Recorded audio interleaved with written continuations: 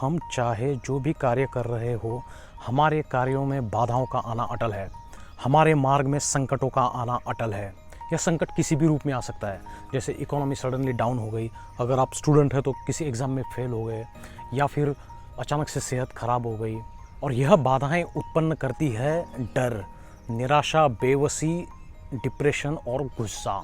लेकिन हमें यह समझना चाहिए कि ये कार्यों में आई हुई बाधा हमें नुकसान नहीं पहुंचाती, जब तक यह बाधा हमारे इरादों पे आक्रमण नहीं करती, हमारे स्वभाव पे आक्रमण नहीं करती।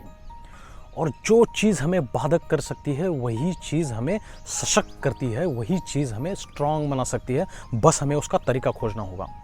सबसे पहले तो हमें योग्य धारणा को स्वीकारना होगा, राइट परसेप्शन को। यानी जैसे ही कोई संकट आता है उसको शांति और संयम से देखिए। जैसे ही कोई बाधा आती है उसको सरल और सीधे तरीके से उसके असली रूप में देखना चाहिए। देखिए, संकटों का आना एक समस्या है, लेकिन अगर हम उससे विचलित होते हैं, अगर हम उससे डिस्टर्ब होते हैं, तो हमारे पास एक नहीं दो समस्याएं हैं। और किसी भी बाधा को बिना कार्य किए, बिना मार्ग से हटाया नहीं जा सकता। उसके लिए एक्शन ज़रूरी है। कई बार बाधाएं आने पर हम निष्क्रिय हो जाते हैं, हताश हो जाते हैं, डर के कारण बेबस हो जाते हैं। तो इससे उस बाधा को हटाया नहीं जा सकता जब तक हम कार्य न करें। देखिए, लोहे को समाप्त होने के लिए दो मार्ग है। एक तो घिस घिस के समाप्त होगा, नहीं तो वो जंग खा के समाप्त होगा।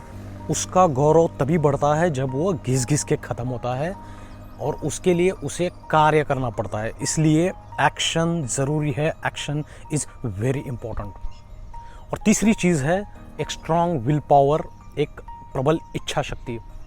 हमारे पास बहुत ऐसे लोग हैं आजू बाजू में जो ये कहते रहते हैं कि मेरे पास बहुत स्ट्रॉन्ग विल पावर है, मेरे पास ज़बरदस्त इच्छा शक्ति है, मैं हर चीज़ को कर सकता हूँ। लेकिन यह इच्छा शक्ति स्वयं केंद्रित है, यह इच्छा शक्ति संकुचित है और कमज़ोर है, क्योंकि यह वैयक्तिक महत्वाकांक्षा से जुड़ी हुई है।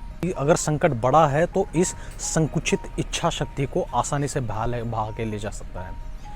इसलिए हमें चाहिए कि हमारी इच्छा शक्ति किसी बड़े उदात्त ध्येय से जुड़ी हो, हमारी इच्छा शक्ति दूसरों की मदद करने से जुड़ी हो, तभी वह अडिग रह सकती है और बाधाओं को हटाने में कारगर साबित हो सकती है। मेरा यह कथन आपको उपयुक्त साबित होगा, इस विश्वास के साथ अब मैं निकलता हूँ। धन्यवाद।